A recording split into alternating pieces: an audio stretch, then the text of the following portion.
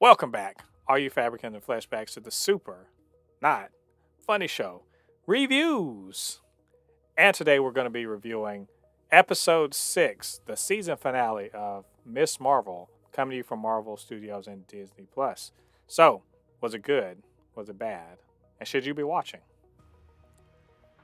Ladi, here we are, the season finale, the really short season, unfortunately, the 6-episode season of Miss Marvel.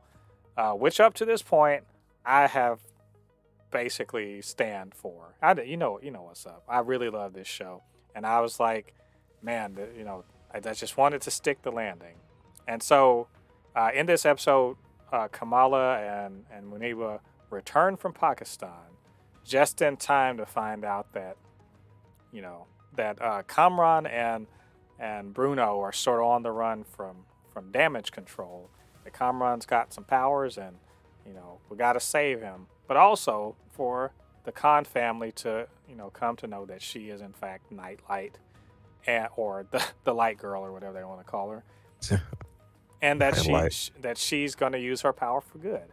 And and pretty much I think that's more or less that sums it up. There's going to be a confrontation, and Kamran's got to learn to come to deal with grips with his powers, and could she be the hero that Jersey City is looking for? So, we both got to sit down and watch this episode today. So what did you think about it?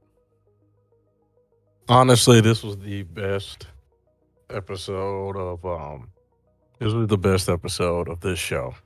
Definitely the best episode. In my opinion, probably the second best.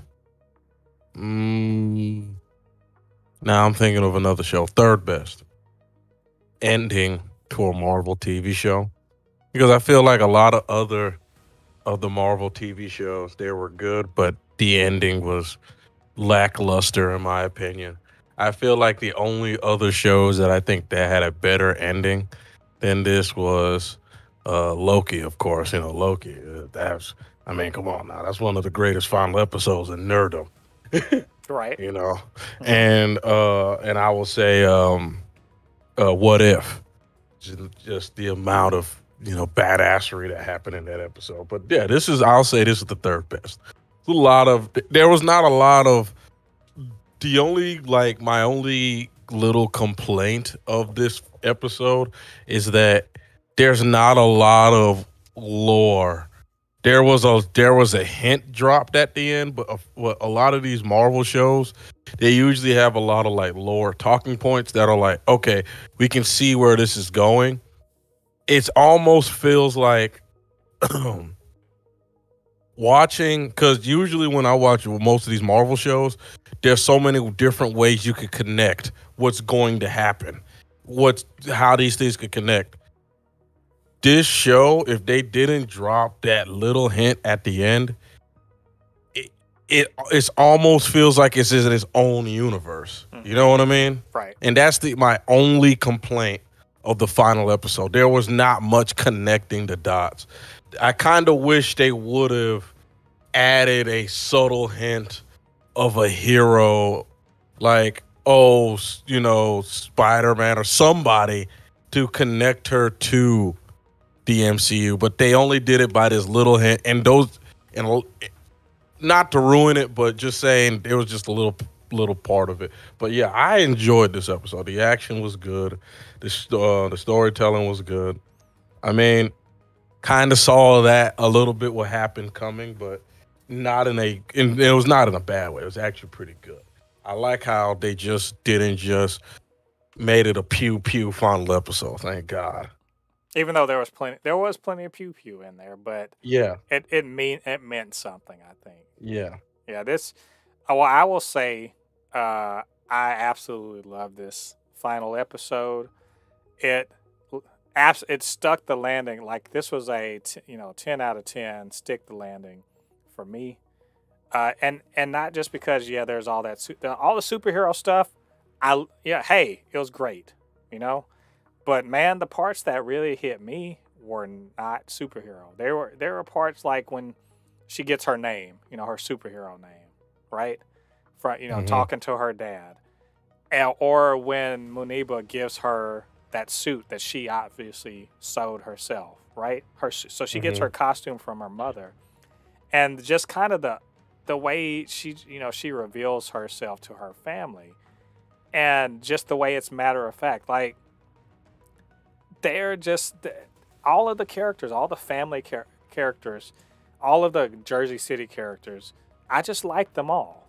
Like I literally like every single person. Even Zoe, they made her out like early on. Oh, she's gonna be like the queen bee, and she's just like gonna be like a bully or something. But she's absolutely not. She comes through in the clutch. So I'm like, what isn't there to like about this episode? There's all the damage control is appropriately mustache twirly, and it feel in some ways I kind of felt like this is what would Ferris Bueller look like if you've seen the Ferris Bueller's Day Off. What would Ferris Bueller look like if it were an MCU superhero show? That sort of weird running through the school with booby trap, Home Alone booby traps and stuff for damage control, was just fun, and it just had little bits of drama and moving certain storylines forward, like with Bruno with the love triangle going on.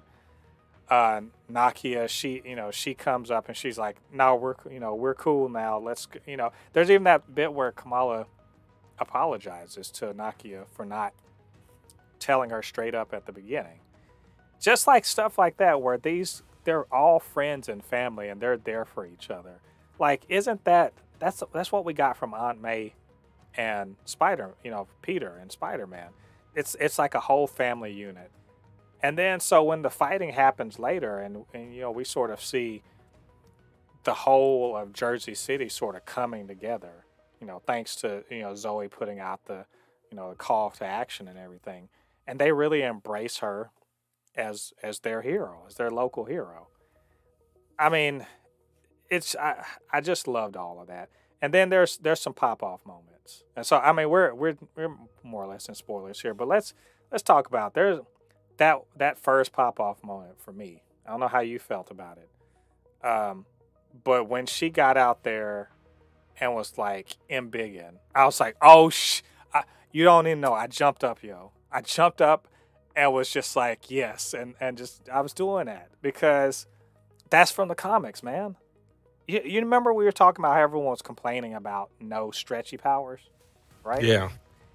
And I was like, when she was down on the floor, she said "and big," and I was like, oh shit, she's about to fucking get big and stretch out and shit, and she did, and I was like, that's, you know what, Marvel, see, I need to put the gif in there of the guy, doing like, oh, y'all are smart.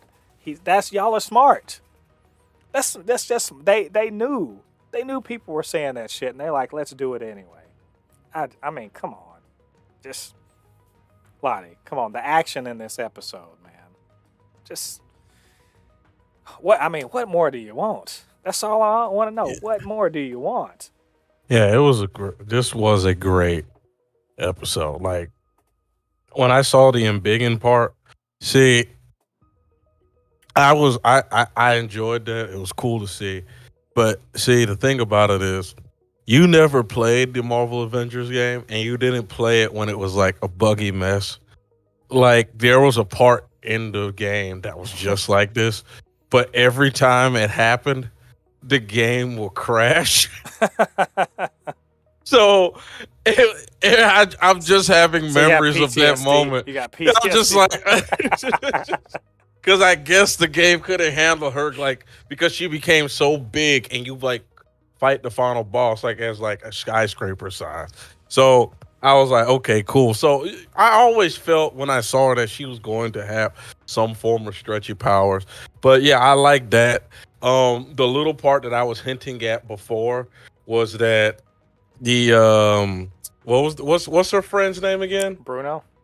Bruno was telling her like your DNA is mutated. And I was like, oh, so she's cosmic and inhuman? Hold on.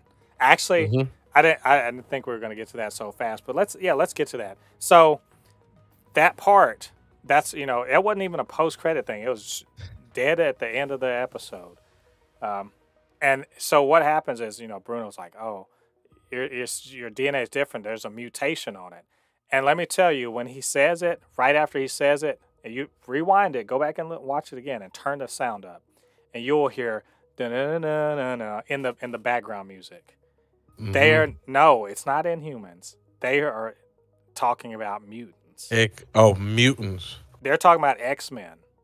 Like I'm kid you not. Because I listened. I was listening to the background music just a little bit, just that like the X-Men cartoon came up, and what was the last place we heard that music? Was Doctor Strange in the Multiverse of Madness when Professor X rolled up.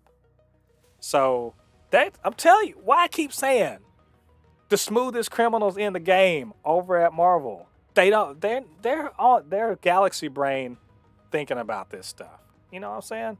Like, so they for real, in an already great show, right? With an already great finale, they then go around and drop that little nugget. That little nugget right there. I'm like y'all see the brain trust over there, Kevin Feige, they're still too smart. They know what's up. Now everybody's talking about that. Beyond that, like the other big kind of whoa moment was that post-credit scene, and the post-credit scene where the bracelet starts, glowing and stuff, and next thing you know, we see like this little weird portal thing, and then next thing you know, you see Captain Marvel standing in the place of Miss Marvel, right? Kamala's gone. So I was thinking like either that's a shapeshift where she unintentionally shifted her shape like she did in the comic book, or something swapped her around. So she swapped places with Carol Danvers, maybe, potentially. I don't know which one is which, and we won't know again until next year, a year from now when the Marvels comes out. I don't know, Ladi, what do you think? Is it shape-shifting? Is it teleportation? What do you think happened there? I hope it's teleportation because it will make the next Captain Marvel movie better, in my opinion. Right. We're trying to figure out why they're connected, really. I mean, it kind of if you really think about it, because remember we talked about this with Shang-Chi, how she and Wong were talking about how his like rings are not just magical, they're cosmic as well. So that thing clearly we already know is cosmic. You know what I mean? Right. Because we saw it on the arm of a Creed. And it's teleportation. It's definitely teleportation. Creed and she teleportation. Yeah. I just man, so we got mutants, we got space stuff, Captain Marvel, all of that stuff. That's just like the icing on top of an already delicious cake. So I guess since this is the last episode, just overall, how you feel about this show? Just after that final episode. Oh, it's. I'm happy that it exists. I'm happy that Marvel has shows that are not just adult oriented or the dude bro explosions things. They're going out and trying new things, going into new avenues, trying to connect to different people. I'm happy that this exists because I just feel like if Marvel just kept doing what they were doing in the 2010s, they will get old and stale because there's only so many times we can see a superhero run away from an explosion before I get numb to that. You know what I mean? It's time to start going into different things, because let's just be honest. We were just talking about the cosmic stuff. Really, in the 2010s, The only thing that was really that had to deal with space was the Guardians of the Galaxy. And besides them, they didn't do anything space related. You know what I mean? Right. And now I'm happy to see that they're going out there and doing this. And it's not just for the space related thing, it's also the target audience. Like I said, I'm happy that that Marvel Studios recognizes that it's time to start going after different audiences. Who gives a damn if somebody says this is not the show for me? Then just don't watch it, my friend. It's like saying, it's like getting mad at Sony releasing a kids game. I mean, you don't have to buy it, bro. You know what I mean? Right. They're not forcing you to if you're a PlayStation owner to buy this game. Right. You know what I mean? It's the same thing. Marvel is not forcing you as a Marvel fan to watch this show. They're not forcing you. It's just there for different audiences. People like your daughter, different people, because I know a lot of teenagers love this show and they can connect to it because it speaks to them. I mean, the amount of cell phones that I've seen used in social media that I've seen used in this show. It's honestly, I feel like this TV show spoke to teenagers better than Tom Holland's Spider-Man. I really feel that Tom Holland's Spider-Man was sort of different, was not a true microcosm of teenagers in the United States. I feel like this show stuck the landing better than Tom Holland's Spider-Man did. Wow, those are big claims there, sir. And I'm not going to disagree with you. I think, as far as I'm concerned, now this is just for me. Like, I'm sure other people are they're receiving it the way they're receiving it, and maybe younger people and all that. For me personally, this is now my favorite Disney Plus MCU show, and it is right now my favorite Marvel thing this year. And I said that. I remember I've been talking about it all year. I said this is the one I'm looking forward the most to. To me, so far, out of everything we've seen out of the MCU this year, it's the best thing. And I like it better than all the other Disney Plus MCU shows. And it's going to be a high hurdle to clear to be better than it for the other shows. So, this is a win. This is a big old W.